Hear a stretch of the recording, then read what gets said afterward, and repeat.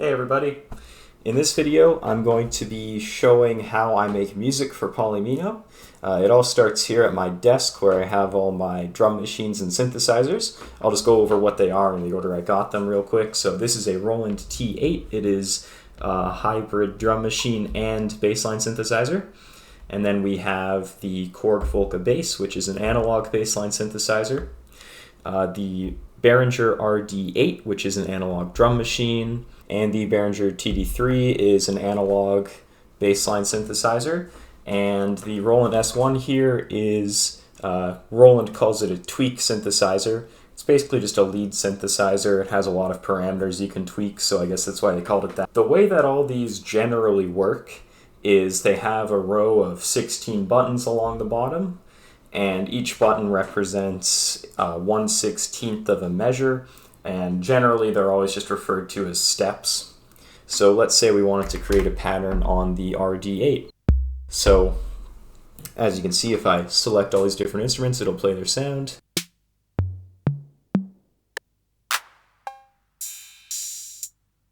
So we'll start with bass drum, and we'll put one every fourth note, or every fourth step like this. So that's called 4 to the floor. That's something that is in pretty much every dance song. So we can add some hi-hats to make it a bit more interesting.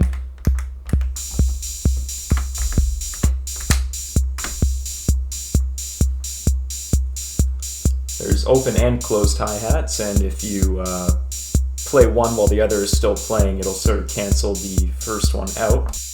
Then of course we have the hand clap, a classic dance music instrument.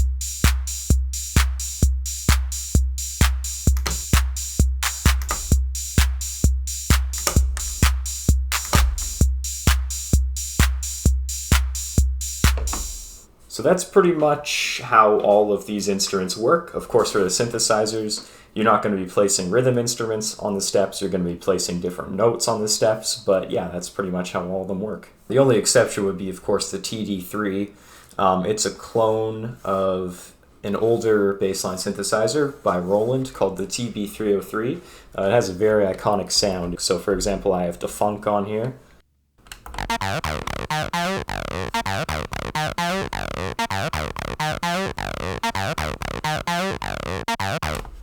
Because it's a clone of an older bassline synthesizer, it doesn't have 16 buttons. You don't use these to represent steps. They've kept the old archaic interface of the TB303 for better or worse. But yeah, all the other ones work by having the 16 step buttons. So now, once I've built up a whole bunch of patterns on all the devices, I can play them all back together to create a song. All these devices are connected with MIDI, except for the Korg Volca bass. The Korg Volca bass does have a MIDI in jack, but the reason that I'm not using it is because whenever any other instrument outputs a MIDI note, there's no way to prevent the Korg Volca bass from playing it as well, so it just copies every other instrument that's playing instead of doing its own thing. So that's why I have it using this sync instead. Other than that, they all use MIDI, so it starts at the T8, so that's MIDI out, and then we have MIDI in at the S1 and then out to the RD8, which is then connected to the TD3. So when I press play on one, all of them can play. And then with this one, because it's using sync and not MIDI, I have to press play on it myself and time it correctly, but once it's been timed, which isn't very hard to do, it'll be synced up until I stop it. So let's check out an example pattern on each of these devices, and then I'll show you what they sound like together. Okay, so on the T8 I have some 4 to the floor here. And then on the S1 I have something that I've been working on for the next song that'll be in Polymino.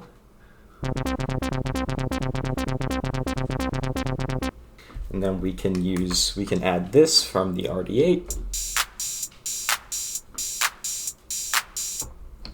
And that's basically the same as the example pattern we just built, except with no bass drum, because the bass drum on the T8 is a lot punchier. And then we can put the funk on the TD3.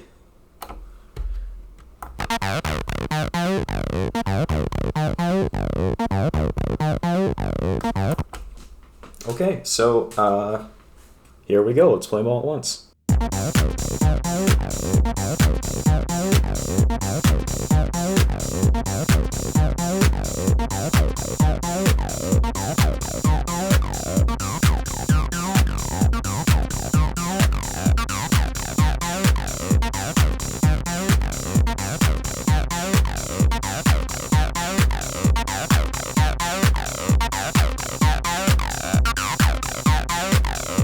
One thing that's a lot of fun is you can switch patterns while they're playing, and it'll automatically wait till the end of the measure that's currently playing.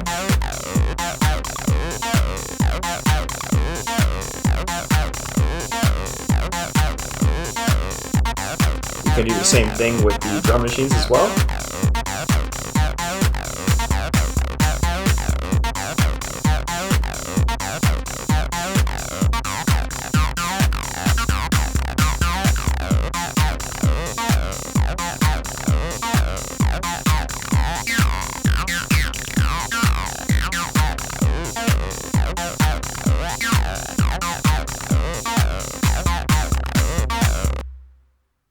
So there you have it. That's what they all sound like together. So the next step of the process is transferring the instruments onto my computer and using them to create a mod music file, a .mod file. And I'll get into why I use that type of file format instead of just recording the song straight off the instruments like this in the next segment. So let's get to it. Welcome to the next segment of the video. Before I start, I just want to plug the Kickstarter for Polymino for anyone who isn't here because of it. One of the rewards is the digital soundtrack, so check that out if you're interested. Alright, so the next part of the process is recording my instruments in Audacity, and then I can import them into the tracker software. So let's say I wanted to use a bass line from the Korg Volca bass. I'll play the bass line from Down Low as an example.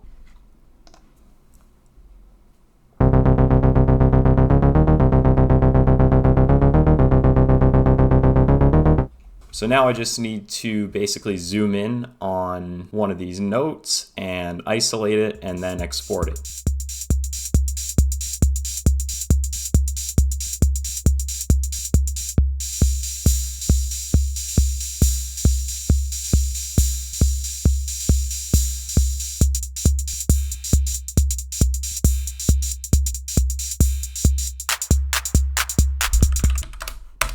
Alright, now let's load it in the tracker software. Here we are in MilkyTracker. This is what I use to take my sampled instruments and arrange them into a song. You might be wondering why I bother sampling my instruments and then rebuilding the song instead of just recording the song as, say, a WAV file. And the answer is because Tracker Music has built-in effects for controlling the playback position in the song.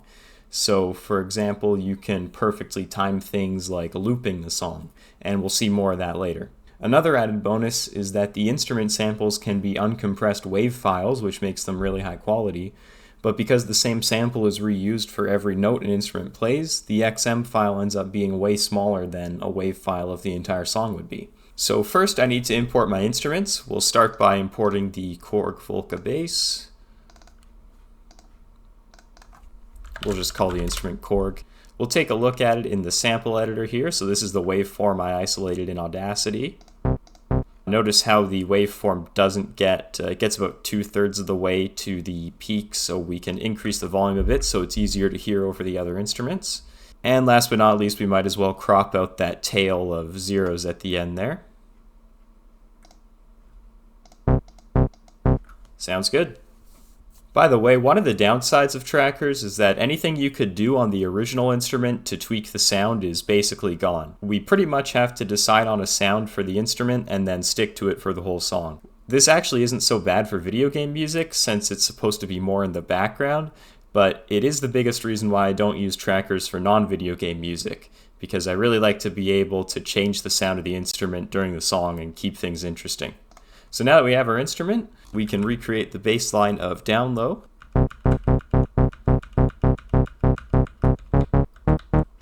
And we'll just change the pattern length so it's one measure long. Let's take a listen here. So far so good, but it definitely needs some rhythm. I have samples of all my rhythm instruments already since they don't really change much song to song, so I just always have them saved. Let's start with a bass drum.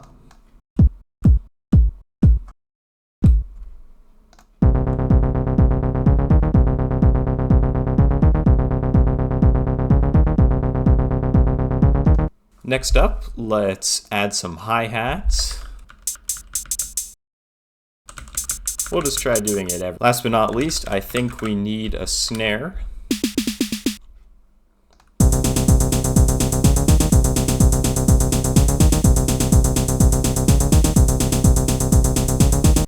And that started to sound pretty good. So much like with my other instruments, the next step is going to be creating more patterns and then chaining them together to make a song.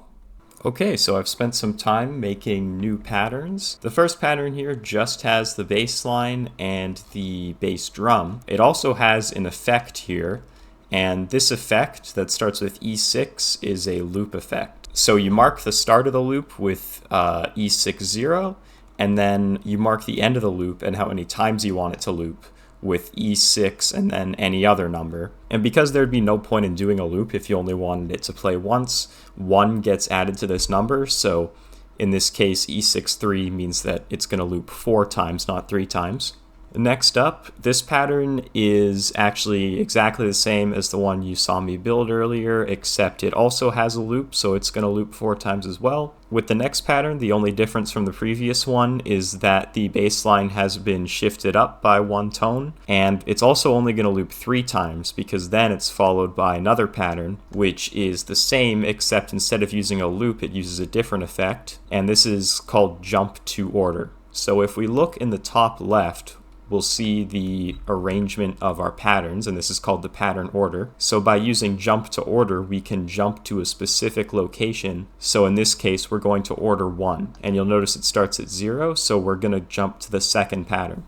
So what this is going to do is it's only going to play this build up where we just have the bass line and the bass drum the first time, and then after that, it's just going to loop the part with all of the rhythm repeatedly. And because this whole jump to order effect is built into tracker music, it's going to loop completely seamlessly. And that makes it really useful for video game music where you might want the song to play repeatedly until the player is finished their current level that they're on or something like that. So let's hear what that sounds like.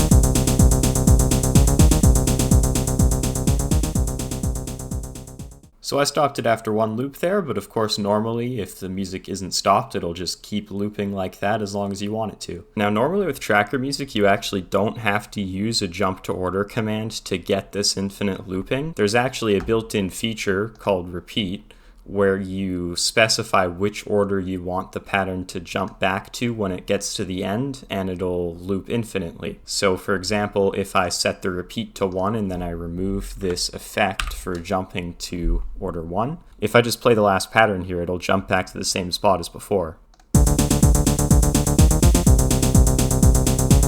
Now the reason that I don't use this and instead use the jump to order is because the audio library I use for playing music in Polymino, as well as all the alternatives that I could find, just ignore this repeat value. And I'm pretty sure the reason for that is because if it did use that repeat value, there would be no way to let a song just play until the end and then stop on its own. So instead, if you want to get that infinite looping, you actually have to explicitly jump to an order at the end of the song. So that's pretty much it. Thanks for watching. I hope you found it interesting and entertaining.